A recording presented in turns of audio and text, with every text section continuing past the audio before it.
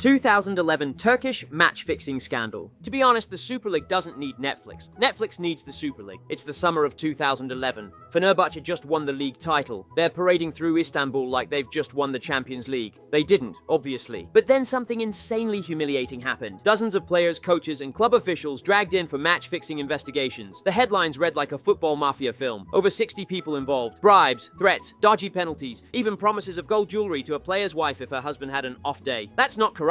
That's Turkish Valentine's Day, I guess. But then biggest star in this whole scandal? Fenerbahçe president Aziz Yıldırım. 1 week, holding the league trophy. The next week, holding a police statement. The man was accused of fixing 13 matches in the same season his club won the league. Insane president, right? But then the UEFA got involved. UEFA took one look at the mess and went, nope, out, straight ban from the Champions League. No VAR review, no, we'll wait until the appeal. They chucked Fenerbahçe out. But this wasn't just Fenerbahçe. Trabzonspor, Beşiktaş, Sivasspor, Eskişehirspor. The scandal had more people involved than Chelsea buying players nowadays. The methods were hilariously obvious. Pay the referee, pay the goalkeeper, pay the striker to miss. Some teams even paid both keepers in the same game, just in case. Even the political people got involved. Oh, the politics. Yıldırım swore it was all a government plot to weaken Fenerbahçe. That's when you know you've reached elite corruption status. You can't just be guilty. You have to be framed by the state. Some fans actually believed it. Others didn't care, because if you support a team in Turkey, reality is optional. But of all, the fan reaction was the most insane. Thousands of Fenerbahçe supporters marched through Istanbul defending the club. Yes, defending the people who cheated them out of an honest season.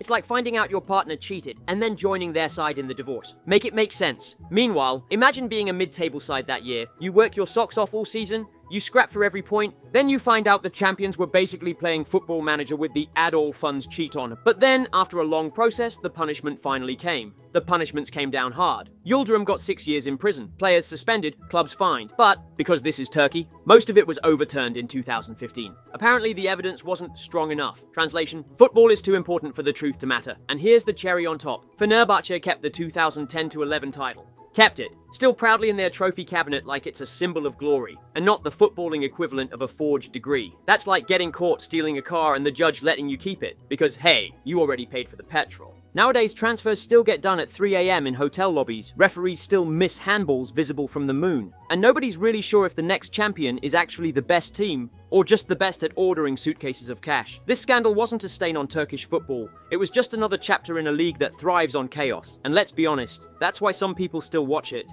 Andre Onana doping case. Remember the good Ajax days with Frenkie de Jong and De Ligt? Well, Ajax's number one Andre Onana wakes up thinking it's just another day of being one of Europe's most hyped goalkeepers. But by lunchtime, he's been banned for an entire year for doping. He couldn't even train with the team. The banned substance? Furosemide. Now this isn't some super soldier drug. It's a diuretic, a pill that makes you pee. Sounds harmless, right? But in anti-doping terms, it's a huge red flag because it can hide other performance-enhancing drugs in your system. Basically, it's the trench coat for steroids. But then Onana's defense was actually creative. He said he accidentally took his wife's medicine. According to him, he woke up feeling unwell, saw a box of pills in the bathroom and thought, yeah, this should sort me out. Seriously. Now, I don't know about you, but taking random tablets without checking the label is the sports equivalent of heading the ball into your own net. UEFA looked at his explanation and went, okay, you're not a master criminal, but you're still banned. 12 months, gone, no playing, no training, nada. But then Ajax came with a statement, and it's safe to say they were furious. Imagine having one of the best goalkeepers in the world and then he is banned for 1 year. Even fans were stunned. This was the guy who got them to a Champions League semi-final in 2019, who made impossible saves against the biggest clubs in Europe, now banned because he couldn't tell the difference between cold medicine and a diuretic. The ban was brutal too. Onana couldn't even train with Ajax for months, not even a friendly five-a-side with the squad. But Onana wasn't giving up. He appealed to the Court of Arbitration for Sport, and in June 2021, CAS actually agreed the punishment was too harsh. They reduced it from 12 months to 9 months. Still a huge chunk of a career, but at least he wasn't out for a full season. By the time he came back in November 2021, Ajax had already replaced him in goal. The atmosphere was awkward. Now, because football has a cruel sense of humor, his first match back for Ajax, they lost 2-1. The ban rust was real. Eventually came the big move. Onana left Ajax and joined Inter Milan in 2022. Within a year, he's in a Champions League final against Manchester City. From banned to biggest stage in Europe, the comeback arc was unreal. But because life is weird, he then signs for Manchester United in 2023 to replace David De Gea. Yes, United, the same club that already specializes in buying players with chaotic energy. Still, the Onana doping case sticks as one of the most bizarre bans in modern football.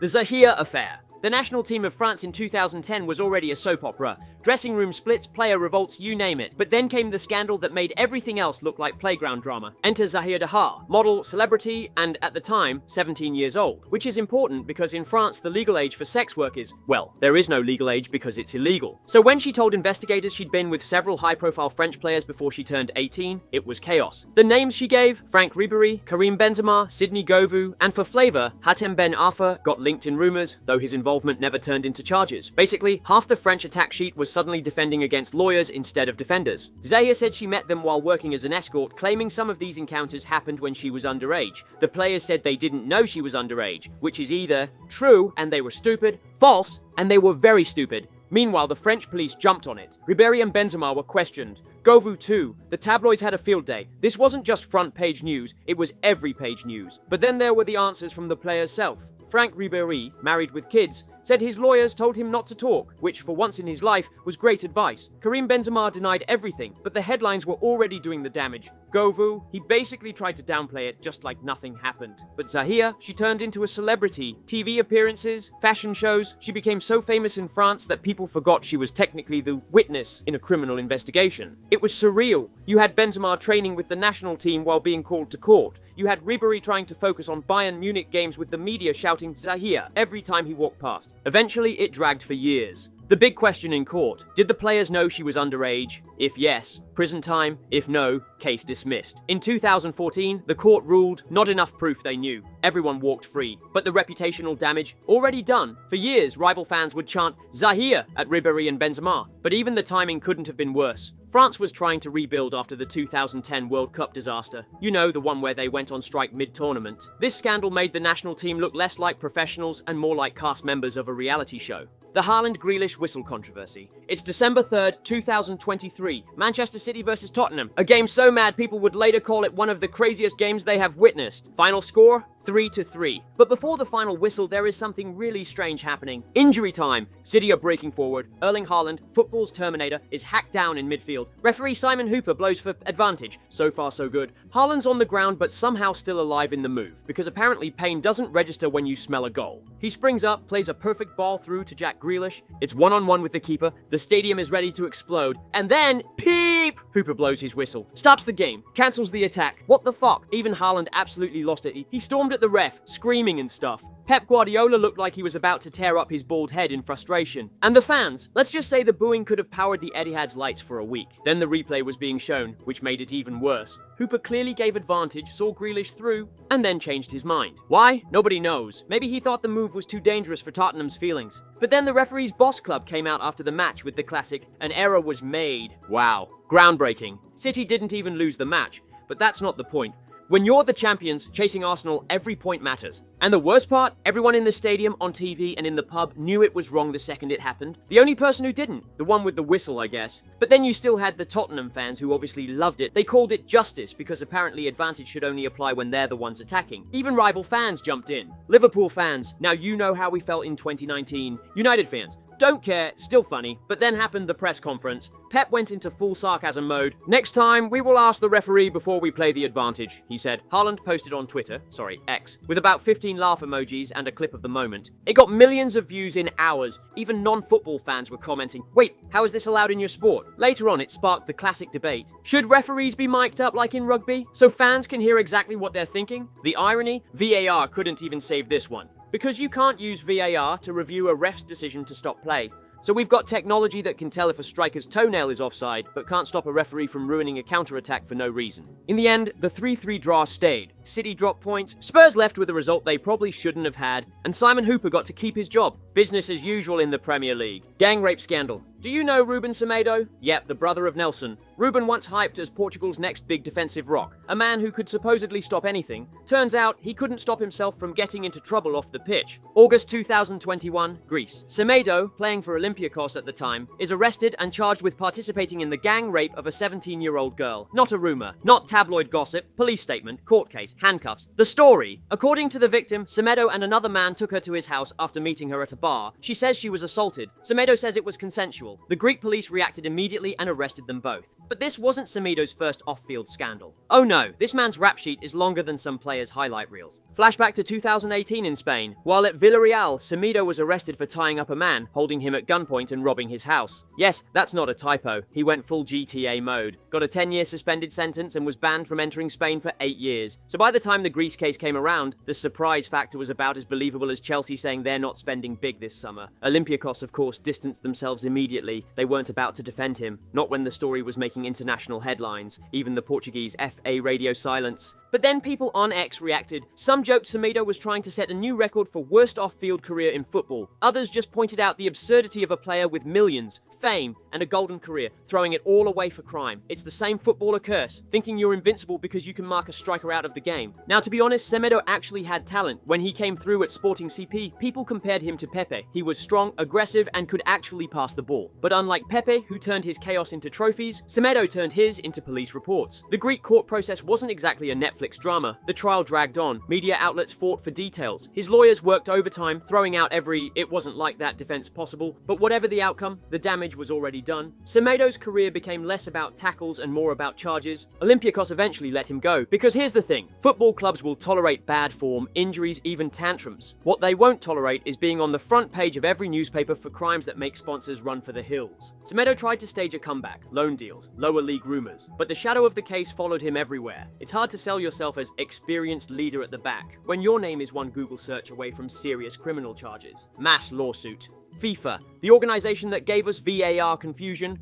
48 Team World Cups, and the Qatar Winter Tournament. Now, they've given us something new, a giant lawsuit from the Netherlands that seriously could shake the football world. Picture this, hundreds of football agents and players are coming together, not to fight for fair play, but to fight for their slice of the money pie. They're suing FIFA over new transfer regulations, especially the bit where FIFA tries to cap agent commissions. The Dutch Football Agents Association kicked this off. Why the Netherlands? Because apparently Dutch lawyers smelled blood, and probably a lot of money. But before we come to the actual scandal, first I need to explain the so-called regular rules. FIFA's plan is simple, on paper. Limit agents to 3% of a player's salary on transfers over $200,000. Make all payments go through a central FIFA clearinghouse. Add more transparency. In other words, make it harder for agents to hide cash under the table like a dodgy League 2 signing. But agents are not having it. Some of these guys are basically the Pablo Escobars of the football transfer world, except their product is overhyped fullbacks instead of cocaine. One agent even said, "This is an attack on our livelihood." Yeah, mate, and most people's livelihood doesn't include a Bugatti and a villa in Monaco. But here's is probably the most funny part of all. The lawsuit argues that FIFA's rules are anti-competitive. In other words, the people who make millions off a handful of phone calls are accusing FIFA of being unfair. That's like Neymar accusing someone else of diving. But don't think this is just about agents. Clubs are nervous too. Why? Because some transfers rely entirely on backroom arrangements that FIFA's new system would make harder. You know, the kind where suddenly €3 million disappears into consulting fees. This case could go nuclear. If the Dutch court rules against FIFA, it could open the floodgates for similar cases worldwide. Imagine the chaos. Agents making unlimited commission again, transfer fees ballooning even more mysterious injury lawyers and image rights consultants popping up. But then FIFA, of course, is trying to play the "we're cleaning up football" card. Which is rich, considering this is the same FIFA that made Sepp Blatter president for 17 years. It's like a burglar saying he's installing better locks, after robbing your house for a decade. The Dutch legal team is pushing for an immediate suspension of the rules until a full trial can happen. They're arguing that agents have contracts already in place for 2024 and beyond, and FIFA's changes would rip them up. But now here's why everyone should care. Transfers will change. That winger your club is close to signing might not happen because the agent can't get his cut. That bargain wonder kid from South America might suddenly cost way more because his agent's adding emotional support services to the bill. Meanwhile, both sides think they're the heroes. FIFA says, "We're protecting football." Agents say, "We're protecting the players." When this goes to trial, expect fireworks. If FIFA wins, agent pay gets slashed, transfers slow down, and a lot of Monaco penthouses go up for sale. If agents win, prepare for even bigger transfer fees, more hidden commissions, and headlines like "Chelsea pays £15 million in agent fees for backup left-back, referee match-fixing case." Football fans love to blame referees. Bad call, corrupt, offside flag, blind, but every now and then, the ref actually is corrupt. Enter Grzegorz Gilewski, Polish referee, FIFA badge. Instead of just doing his job, he turned out to be more like a dodgy bookmaker wearing a referee kit. 2008. Polish anti-corruption investigators drop a bomb. Grealish has been arrested and charged with match fixing, accepting bribes worth around 30,000 euros and, because that wasn't enough, working with organized crime. Yes, the man in charge of keeping the game fair was apparently also on the payroll of people who think fair play is not real. Later on, investigators linked him to Poland's biggest football corruption scandal in history, a sprawling mess of clubs, players and refs making sure results came out just right for the betting markets. But how everything actually worked might shock you. It's simple. Slip the ref some cash, maybe some gifts on the side, and suddenly, penalties appear out of nowhere. Yellow cards disappear like magic. Offsides? Nah. The Polish FA had no choice but to boot him out. UEFA took his name off their list. FIFA silent, obviously, because nothing says we care about football's image like ignoring the fact one of your own refs was moonlighting for the mob. But then the cruel part in this scandal is that before all this came out, Grealish was considered one of Poland's top referees. He even officiated Champions League qualifiers. Imagine being a foreign club thinking you're getting a top UEFA ref. Meanwhile, he's out there making sure the home side gets a little help from the whistle. The Polish match-fixing scandal was massive. Over 100 people charged, clubs relegated, points deducted, and it went on for years. Even his trial became a media circus. Prosecutors laid out how he'd taken bribes, who paid him, and which matches he influenced. Grealish tried to downplay it, but there's no oops my bad when you're wired to organized crime. Other referees were caught too, but Grealish was the headline act because he was FIFA listed.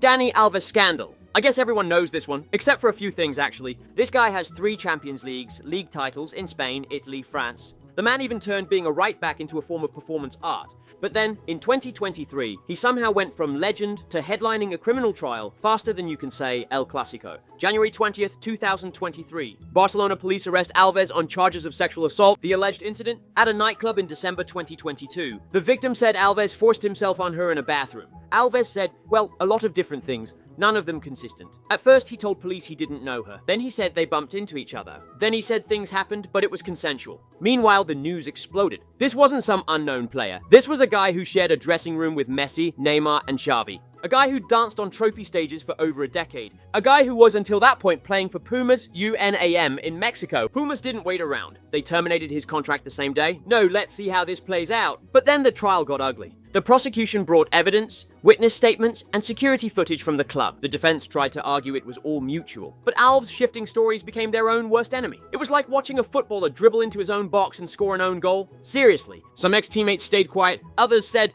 wait for the verdict. Fans, though? They were savage. Memes of Alves doing stepovers in prison corridors. But then, in early 2024, the verdict finally came in. Guilty. A prison sentence in Spain. Alves went from dreaming about one last World Cup appearance to counting the days on a prison wall. For someone with his career, it was a complete implosion. This is a guy who's played with the best, under the best, against the best, and ended it all with a bathroom scandal in a Barcelona nightclub.